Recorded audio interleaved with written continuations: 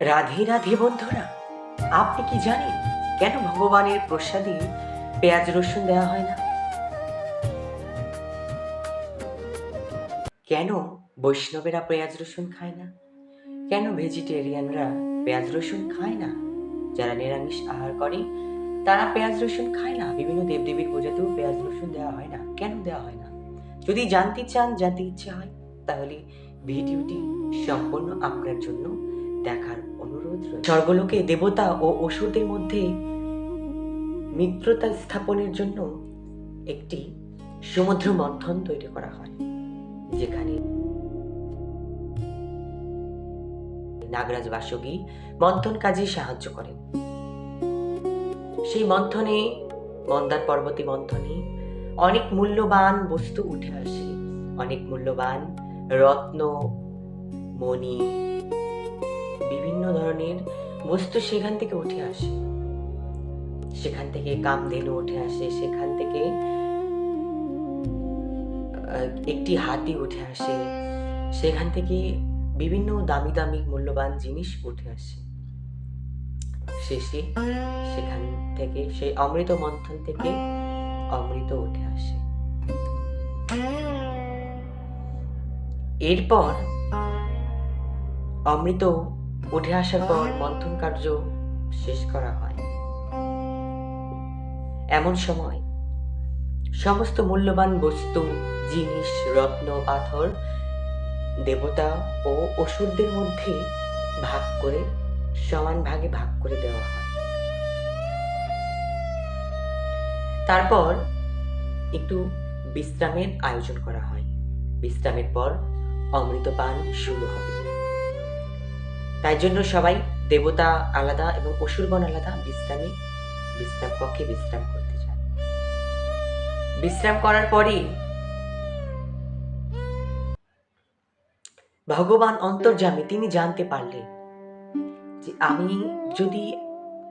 এখন আমি কাদের আগে অমৃত পান করাবো। আমি যদি অসুরদের আগে অমৃত পান করাই, তাহলে তো তারা এই পৃথিবী ধ্বংস করে দেবে। যখন জানতে পারবে তারা অমর হয়ে গেছে, তখন তো দেবতাদের মেরে ফেলবে, পৃথিবীর ভারসাম্য রক্ষা থাকবে না। তাহলে তো পৃথিবী বিনষ্ট হয়ে যাবে, সৃষ্টি ধ্বংস হয়ে যাবে। এই জন্য ভগবান কি করলেন? আগে দেবতাদের অমৃত পান করাবেন বলে স্থির করলেন, কারণ যাতে অসুরদেরকে আটকানো যায়। এই জন্য দেবতাদেরকে আগে ভগবান আমার অমৃত পান করাচ্ছে। তখন ভগবান একটি মোহিনী রূপ ধারণ করে অমৃত পান শুরু করলেন, দেবতাদের অমৃত দান করলেন। তখন চন্দ্রদেব সেখানে আসতে একটু দেরি করে ফেলেন, যার কারণে একটি অসুর দেখতে পায় যে দেবতাদের মধ্যে চন্দ্রদেব এখনো আসেনি। সেই অসুর কি করলেন?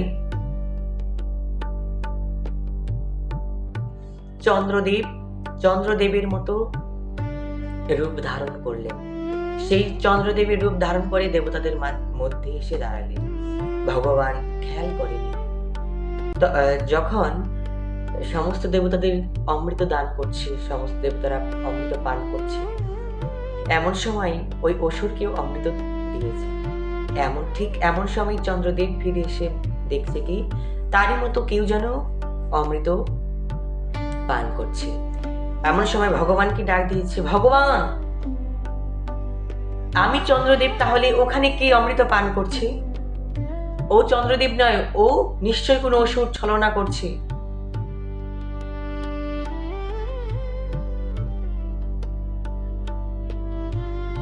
তখন ভগবান খেয়াল করে দেখছে, ঠিকই তো, এই দেবতা নয়, এ অসুর। কি করলেন? ভগবান ক্রোধান্বিত হয়ে, রাগান্বিত হয়ে রুদ্র রূপ ধারণ করলেন। সুদর্শন চক্রকে স্মরণ করলেন। চক্র দিয়ে নিমিষের মধ্যে সেই অসুরকে দ্বিখণ্ডিত করলেন, তার মুণ্ডচ্ছেদ করলেন। সে কিন্তু মরেনি। কেন মরেনি জানেন? সে তো অমৃত পান করেছে, তার গলা পর্যন্ত অমৃত প্রবেশ করেছে। সেই জন্য তার গলা, তার মাথাটা এখনো অমর হয়ে আছে। যেহেতু অমৃত তার গলা পর্যন্ত প্রবেশ করেছে, অমৃত সে ছুঁয়েছে, সেই জন্য তার এই দেহ আর অর্ধেক মাথা এখনো জীবিত আছে। তারা কি নামে পরিচিত এখন? আমরা জানি সেই অসুরের মাথাটা রাহু নামে পরিচিত আর দেহটা কেতু নামে পরিচিত। যখন ভগবান অসুরকে সুদর্শন চক্র দিয়ে বধ করলেন, তখন অসুরের এই গলা থেকে রক্ত ঝরিয়ে পড়ল মাটিতে।